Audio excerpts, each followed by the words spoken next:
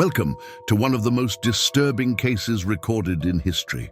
Before we begin, I invite you to leave in the comments where you're watching from and the exact time at which you're listening to this narration. We're interested to know in which places and at what times of day or night these documented accounts reach. The year was 1888, and nestled deep within a secluded fold of the Missouri Ozarks lay the small, deceptively tranquil community of Serenity Hollow. It was a place not found on official maps, its existence whispered among trappers and isolated homesteaders who skirted its perimeter. They spoke of the hollow as a land of inexplicable bounty, where crops flourished despite poor soil, livestock remained unusually healthy, and sickness rarely visited its inhabitants. A stream of crystalline water, fed by an underground spring, snaked through the valley, believed by the locals to possess remarkable curative properties. It was around this healing spring that Serenity Hollow had formed, a tight-knit, insular community led by a patriarch named Jedediah Stone. Stone, a stern and charismatic figure, had established the hollow on principles of self-sufficiency and communal protection, a haven from the encroaching world outside. But behind the facade of this Ozark idyll lay a secret so dark, so predatory, it defied human comprehension and demanded a price in human lives for the prosperity it granted. The Civil War had devastated much of Missouri, leaving scars both on the landscape and in the souls of its people. Serenity Hollow, however, seemed to emerge from the chaos largely untouched, an oasis of unexpected growth. Jedediah Stone had arrived in 1866 with a small group of followers seeking refuge from the lawlessness of the Reconstruction era. They were seen as devout, hard-working folks, and their prosperity, though unusual, was often attributed to God's grace or an exceptionally diligent work ethic. Travelers occasionally stumbled upon the hollow, drawn by the rumored purity of its spring water or the lure of trading local furs. Some reported a profound sense of peace and well-being while there, a feeling that stayed with them for days. Others felt an uncanny chill, an undercurrent of unease that lingered even after they had departed. But few stayed long. Outsiders were tolerated, but rarely welcomed into the community's inner workings. The houses, built from local timber and stone, were sturdy, and the small church, carved from logs, was the center of social life. Children, unusually pale but robust, played freely in the hollow, their laughter echoing off the steep, wooded slopes. There was no visible law enforcement, no sheriff, no official courthouse, just Jedediah Stone's word, which was absolute. The hollow's only connection to the outside world was a winding, treacherous dirt path that rarely saw traffic, and a tacit understanding with nearby settlements that its people preferred to be left alone. This was how Serenity Hollow maintained its serenity, by remaining unseen, unspoken, and largely forgotten by officialdom. The undisturbed flow of the healing spring was paramount. For Jedediah Stone preached that its purity was the source of all their blessings, and any threat to it, he warned, would invite the gravest of curses. This prophecy would, in the shadowed decades to come, find horrifying manifestations that proved the spring was far more than mere water. In the late summer of 1888, a stranger named Nathaniel Reed, a geologist by profession, ventured into the Ozarks, following rumors of unusual mineral deposits. He was a curious and determined man, less interested in folk tales and more in the cold, hard facts of the earth. His arrival in the region was initially met with the typical Ozark reserve, but his persistence eventually led him to the hidden entrance of Serenity Hollow. He was drawn not by stories of the healing spring, but by faint, unusual seismic readings he'd been detecting for weeks. Subtle, rhythmic vibrations coming from deep beneath the valley. His journal, recovered years later from the wreckage of his camp, contained entries describing his first impressions of the hollow. An idyllic, almost untouched corner of the world. The locals are wary, but their leader, Jedediah Stone, is a man of considerable presence. Their prosperity is truly remarkable, especially the vibrancy of their crops. I've been invited to stay, an unexpected stroke of luck. Reed's initial optimism quickly began to fray as his scientific instruments began to pick up unsettling data. Beneath the serene facade of Serenity Hollow, a profound and deeply unnatural phenomenon was at play, one that twisted the laws of geology, and as he would soon discover, humanity itself. The first clue was the geology of the spring itself. Reed, using specialized drills, took samples from the spring bed, finding the rock composition to be unlike anything he'd ever seen. The bedrock shows evidence of sustained rapid erosion, not from water, but from an acidic agent of immense power, he noted in his journal. And yet the water itself tests pure. There is a deep fissure, an arterial wound in the earth beneath the spring, pulsing with low-frequency sonic vibrations that directly correlate with the agricultural vitality of the hollow. Impossible. More disturbing was the behavior of the animals. Reed, an experienced outdoorsman, observed the abundant wildlife of the hollow, exhibiting peculiar traits. Deer seemed overly docile, birds sang with a strange, unnatural fervor, and carnivorous predators, such as coyotes and bobcats, were rarely seen, and when they were, they appeared unusually gaunt, avoiding the settlement with palpable fear. Reed also began to notice the health of the community in a new, more discerning light. While healthy, their pallor was almost translucent, their movements precise, yet subtly devoid of a certain human spontaneity. He found himself developing an unsettling cough that would plague him for weeks, and a persistent, dull ache in his bones. Jedediah Stone, always observant, had a curious intensity to his questions about Reed's work, always steering the conversation back to the spring, to its power, its gifts. Reed's work inevitably led him to explore the source of the vibrations. Following his seismic sensors, he traced the anomalous energy signature directly to the very heart of the spring. The water bubbled from a deep, unseen fissure in the earth, and it was here that Reed realized the true, horrifying scale of what he had stumbled upon. During one clandestine nighttime descent into a newly exposed cave shaft near the spring, accessible only after a recent, unusually intense rockslide, he recorded in his journal, "The air thickens with an unknown scent, cloyingly sweet, yet with an undertone of metallic decay. The vibrations here are deafening, almost physical. My skin tingles, my head aches. And there, in the depths, illuminated by my lantern, is not merely rock." The ensuing entries became increasingly frantic, revealing a chilling truth. Beneath the spring, deep within the earth, lay an immense gelatinous bioluminescent organic mass. It pulsed with its own rhythmic life, and from its surface, numerous narrow translucent tendrils snaked outwards, reaching into the bedrock. These tendrils seemed to draw sustenance directly from the surrounding rock, but also, Reed deduced with growing horror, from the vitality of Serenity Hollow itself. He theorized that the source was not just consuming geological material, but somehow processing the underlying energy of living organisms, cycling it back into the soil and water above as unnatural nutrients, the engine of the hollow's prosperity. This monstrous subterranean organ was what Jedediah Stone called the heart of the hollow, a terrifying symbiosis between the land, the creature, and the unwitting inhabitants who benefited from its sinister sustenance.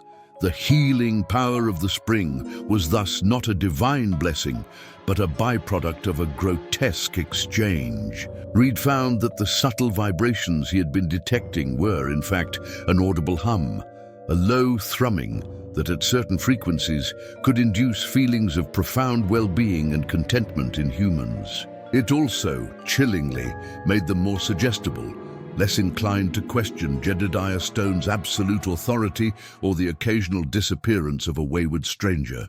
The town's extraordinary prosperity, the bountiful harvests, the robust livestock, all were products of this symbiotic horror, fueled by something ancient and hungry that lay deep below. But it was in the consumption, Reed suspected, that the truly sinister exchange took place.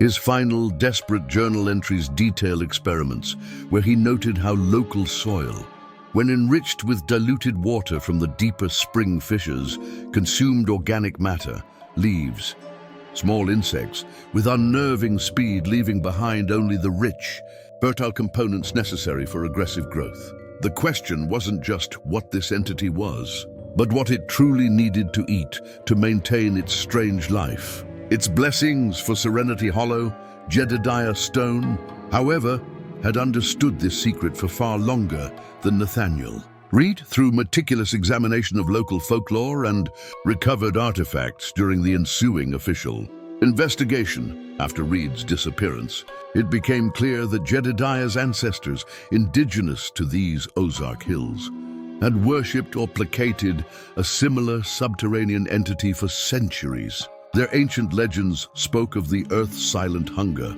a primal force that demanded sacrifice in exchange for thriving land. Jedediah had merely refined the ritual.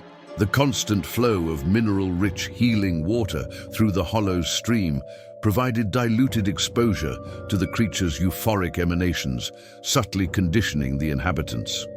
But for the core, sustained prosperity, for Serenity Hollow to truly flourish and ward off the blights and diseases common in the untamed Ozarks, the heart of the hollow demanded direct, concentrated tribute. This was Jedediah's true power, the terrible wisdom he held over his flock. He understood its appetite, the wayward strangers, those drawn by rumors or lost in the dense woods, were rarely missed. And when they inevitably sought rest or a taste of the famed healing waters, they found themselves drawn deeper into the hollow, beyond casual observation. The victims were often drugged, a mixture of local sedatives and certain fungal derivatives that enhanced the spring's suggestibility effects, rendering them pliable.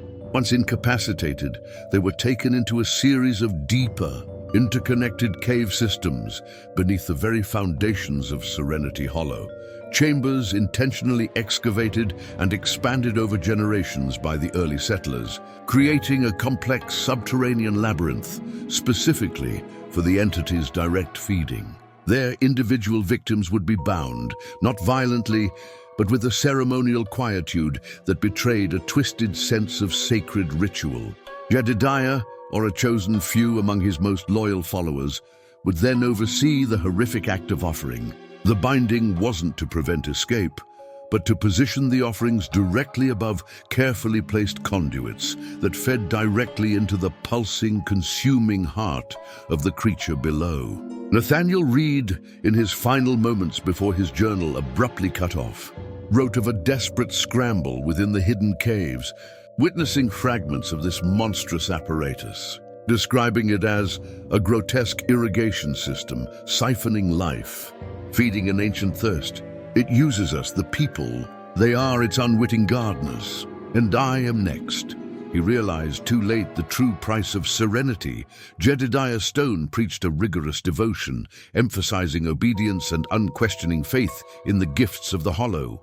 The regular celebrations held near the spring, involving communal feasts and prolonged immersion in the specially prepared waters, served not only to reinforce community bonds, but also to subtly recalibrate the villagers to the creature's low hum. This made them resistant to the uneasy stirrings of conscience or the quiet disquiet that an outsider might feel. For the most loyal, however, direct exposure became a reward, granting intense, though fleeting, periods of euphoria and robust health, almost like a narcotic. This select inner circle knew of the heart, understood its needs, and actively participated in its appeasement.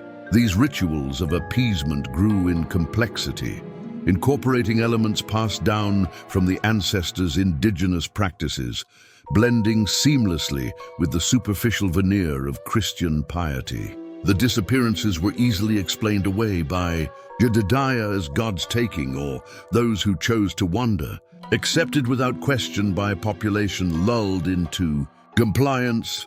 The discovery of Nathaniel Reed's abandoned camp and incomplete journal several weeks after his planned departure sparked a preliminary inquiry by Deputy Sheriff Orville Blackburn from Eminence. Blackburn, though skeptical of mountain tales, found the geologist's journal profoundly disturbing.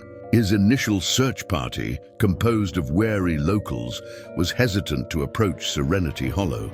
Blackburn's early report noted a curious anomaly, an unnerving silence devoid of birdsong or natural rustles that fell upon them as they neared the hollow's hidden approach. Upon entering, the superficial harmony of the settlement, with its robust crops and healthy-looking inhabitants, clashed eerily with the geologist's frantic warnings in his journal about acidic erosion and unnatural bounty.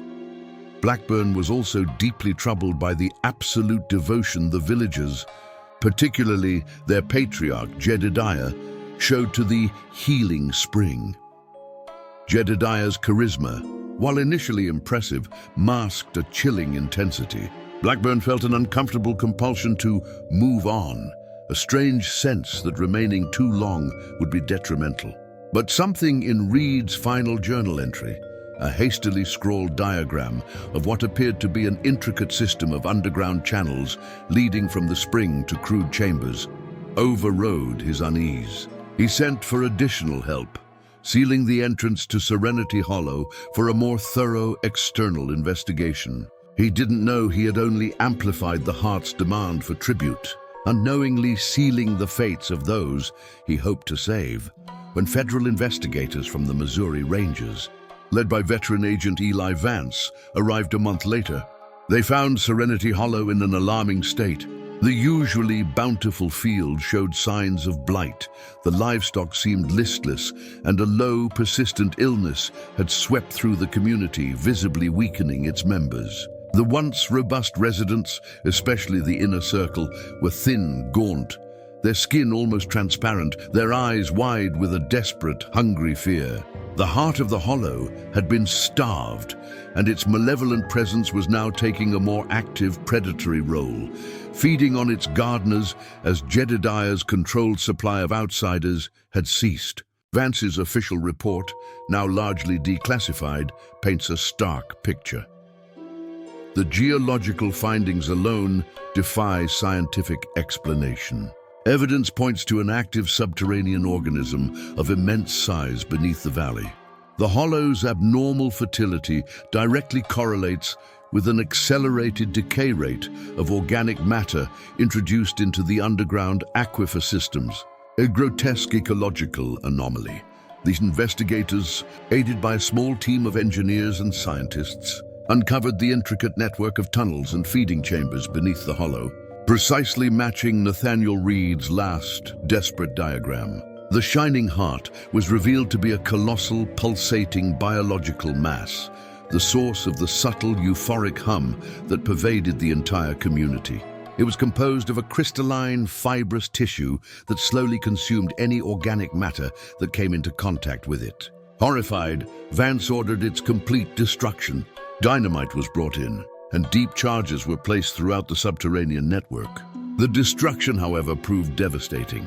The violent explosions triggered unforeseen seismic activity throughout the region. Sinkholes formed spontaneously, swallowing homesteads and tearing vast fissures across the Ozark landscape. The very land seemed to cry out, shaking for days. The members of Serenity Hollow were evacuated, those who survived the ensuing natural disasters and the collapse of their artificial prosperity. They were traumatized, many in the advanced stages of an unidentified systemic decay, suffering from organ failure, extreme neurological degradation, and acute psychosis. Jedediah Stone and his inner circle were among the worst afflicted. They had clearly been drawing more directly, perhaps even ritualistically, from the primary source. Jedediah, discovered in a fetal position, deep within a concealed chapel-like chamber in the outermost caverns, clutching a desiccated humanoid skull believed to be an ancient relic of appeasement, raved about the ancestors' hunger, screaming that they had starved the earth and that the blight will come for us all now.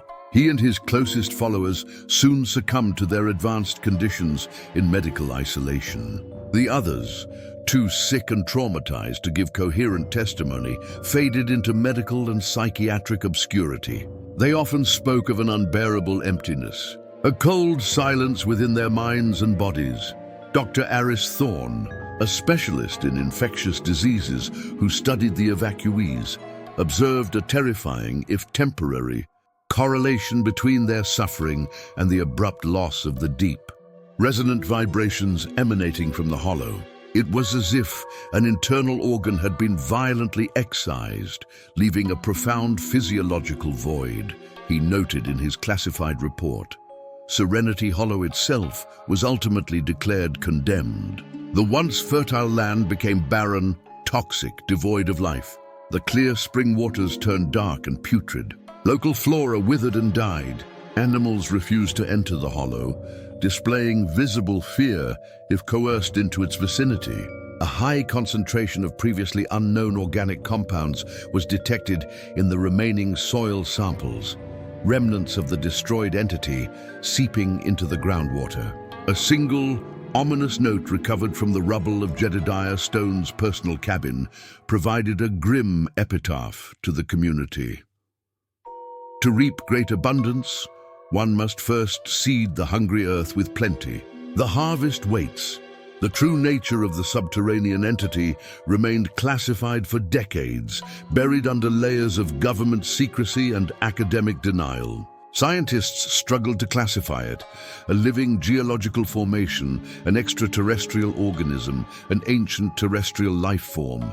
None seemed to fit. The case of Serenity Hollow became a suppressed cautionary tale within classified ecological and biological research, a chilling example of a natural, albeit monstrous, symbiosis, a parasitic life form that exchanged manipulated prosperity for flesh and life force, leaving desolation in its wake once its unnatural demands were halted. Even after a century, the echoes of Serenity Hollow linger.